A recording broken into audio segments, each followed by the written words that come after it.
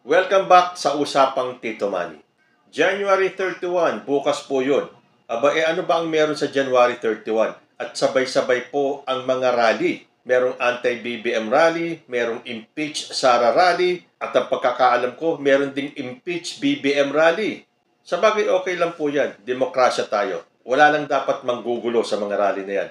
At ang isa po sa mga rally bukas ay pangungunahan ni former Senator Sonny Trillanes. Ayon po dito sa balita, handa na ang multi-sectoral rally na naglalayong patalsikin si VP Sara Duterte sa pwesto. Iniimbitahan ni dating Senador Antonio Trillanes IV ang publiko na sumali sa protesta sa People Power Monument sa January 31 alas 9 ng umaga. Pinapayuhan ang mga dadalo na magsuot ng puting damit at peach ribbons bilang simbolo ng pananawagan para sa pananagutan.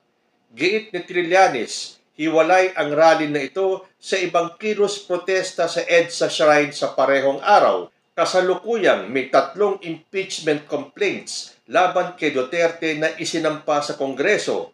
Kabilang sa mga akusasyon ang umano'y maling paggamit ng pondo ng bayan at paglabag sa konstitusyon. Naging mainit ang usapin matapos niyang tapusin ang alyansa kay Pangulong Ferdinand Marcos Jr. Ayon kay Trillanes, hindi maaaring basta na lang palampasin ang mga naging aksyon ng Vice Presidente. Umaasa siyang maraming makikilahok upang ipakita ang galit at pagkadismaya ng taong bayan.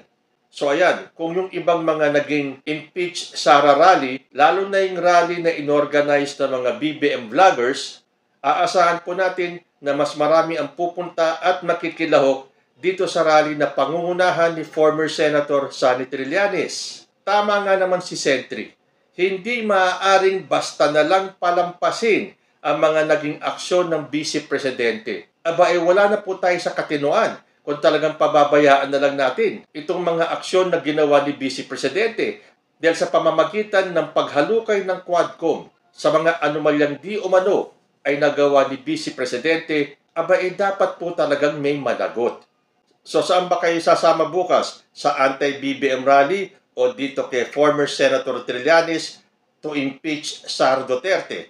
And speaking of former Senator Sonny Trillanes, may napanood po akong interview niya with Attorney Claire Castro tungkol po dyan sa GAA. Kasi sabi nga ni Sentry, bilang isang dating senador at miyembro ng Bicameral Committee, ipinaliwanag ni former Senator Antonio Trillanes na hindi unconstitutional ang pagpirma ni PBBM ng GAB dahil wala namang blanco dito. Ayon din kay former SC Justice Antonio Carpio, ang titingnan sa SC kung may blanco ay ang enrolled bill or yung GAB, hindi yung BICAM report. Wala namang blanco ang enrolled bill. Sabi pa ni Trillanes, tanim intriga lang ang ginawa ni Digong at ng kampo nito. So gusto ko pong i-share sa inyo yung interview ni former Senator Sonny Trillanes at ang kanyang paliwanag bilang dating miyembro ng Bicameral Committee kung ano ang proseso ng BICAM at ng GAA. Panoorin po natin ito. Tingnan na natin ngayon si former Senator Antonio Trillanes, partner. Senator, magandang gabi po. Magandang gabi po sa inyo, Sir Rod at kay Attorney Claire. Opo, partner. Yes, good evening, Sentry. Good evening po. Oo. Sentry, tanong ko, di ba tungkol sa budget ito, siguro most probably yung tungkol sa zero subsidy ng PhilHealth, bakit mas malaki yung, ba't lumiit yung budget ng DepEd and everything. Pero baka po rin masaling ngayon yung issue tungkol sa budget, patungkol doon sa blanco na blank items sa BICAM report. Baka isingit din nila po yun? Yun nga po. Kasi dun sa issue na yun, kasi alam niyo naman, galing po tayo ng Senado dati, familiar po tayo sa mga proseso ng mga BICAM, ganito. Tinanong ko ho yung ilan ho sa mga organizer dyan. Sabi ko, ano ba yung krimen dito na kailangan natin, you need to convince us bago namin i-embrace as a cause. Kasi hindi naman nila masabi na may corruption. Kasi nga, budget pa lang, wala pa nga nagagastos. Eh. Hindi mo pwedeng sabihin na, oy, itong AKAP, ano to, grabing corruption ito. Hindi pa. Allocation pa lang yan. Diba? Kung ma-implement na maayos yan, edi hindi mo pa problema. Ngayon, kailangan magbantay ka sa implementation. Budget pa lang ho ito eh. Wala pang corruption o hindi corruption. Ngayon, sinasabi is unconstitutional. Hindi, maliwanag ho, lahat.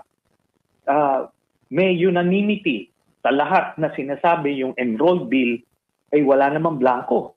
Yun po ang importante kasi yun ang post-ratification document na importante. Yung BICAM report ho, pre-ratification document po yan. So, ibig sabihin, kahit may blanco yan, walang blanco yan, pagka in-approve ng Senado as a body, yan, ibig sabihin, yun po yung importante. Ngayon, ang output niyan is yung enrolled document, yung enrolled bill. Eh, wala naman hong blanco. So, ibig sabihin, hindi yung Malacanang ang problema, hindi yung presidente may offense. Ang tinitira nila dito, either si Senator Chis Escudero or si Speaker Romualdez. So, yun ba yung kausa natin? Procedural. Kasi wala hong corruption. Wala unconstitutional offense. So, procedural. Alam niyo ho dyan sa Senado at sa House, anything na napag-agrihan ng mayorya is adopted.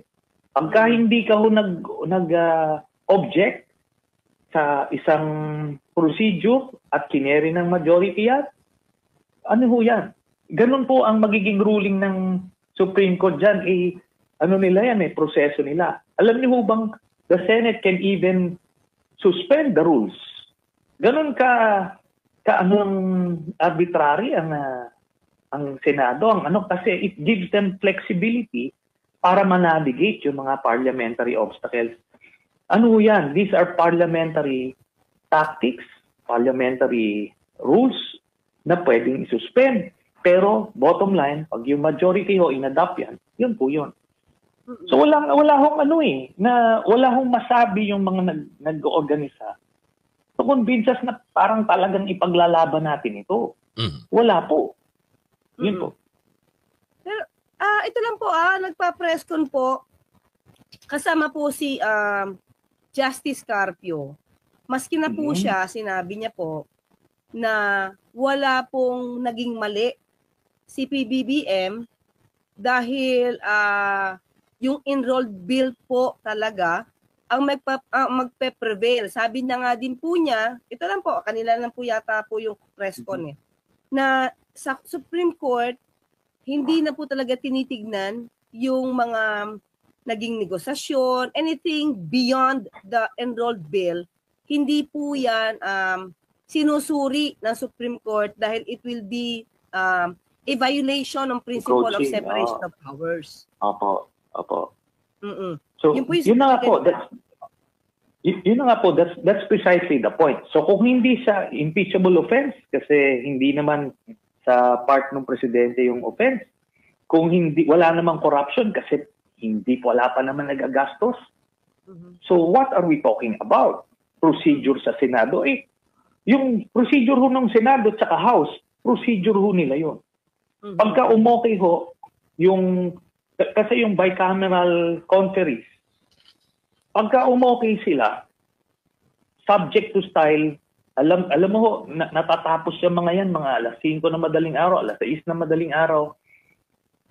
Yung napag-agrihan nila na mga provisions na nagkaka-conflict, pagka umokay na po yan, yung secretariat, ang bahala na po dyan. Hindi pwedeng maglalagay po yung Senate budget staff. Tapos mag-iimbento sila ng figures. O kaya yung House. Kasi, paano yun dapat parehas yun.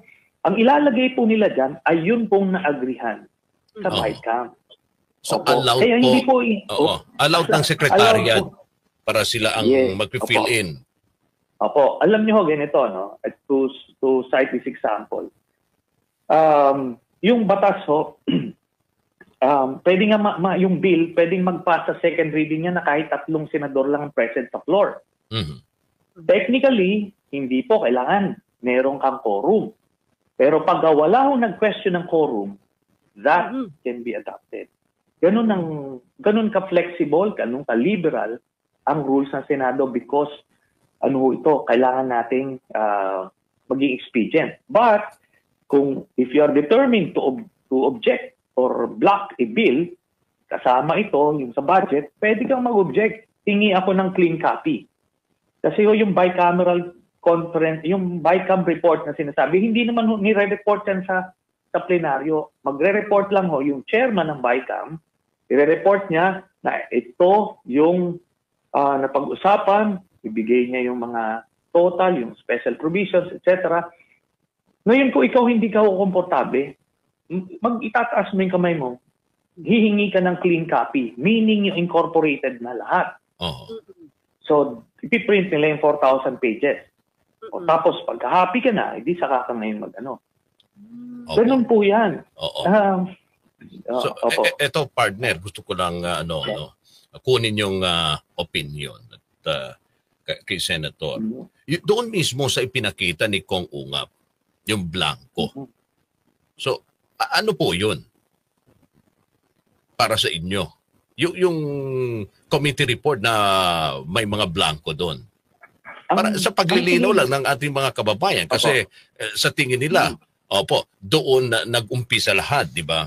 Yun ang lumalabas ngayon eh. Doon nag-umpisa ang anomalya, ang irregularities. Okay. Yan pong anomalya, claim po yan nila Ungab tsaka ni Duterte. Alam naman natin, iba hong pinanggagalingan yan. Okay, objectively, let's analyze it. Having attended yung mga ganyang bicameral conference committees, yan po, meron po ang binibigay ho yung secretariat na working template o working matrix na itong isang column na to, ito yung House version, itong next column, Senate version, so may conflict, tapos may mga blanco yan.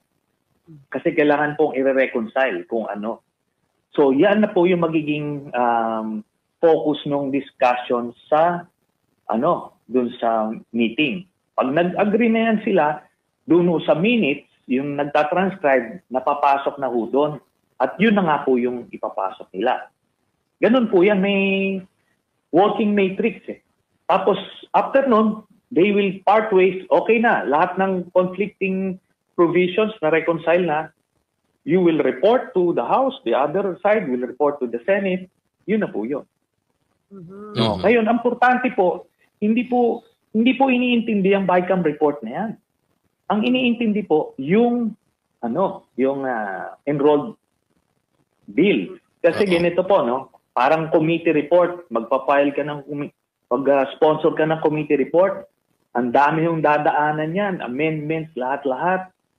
Pag in-interpolate, tapos magiging iba na yung itsura niyan by third reading. Nag-a-approve sila, hihingi ka ng clean copy para makita mo na yung napapasok yung mga amendments doon. Then, yun ang importante, yung eventually yung ma-enroll at pipirmahan ng Senate President at eventually the President.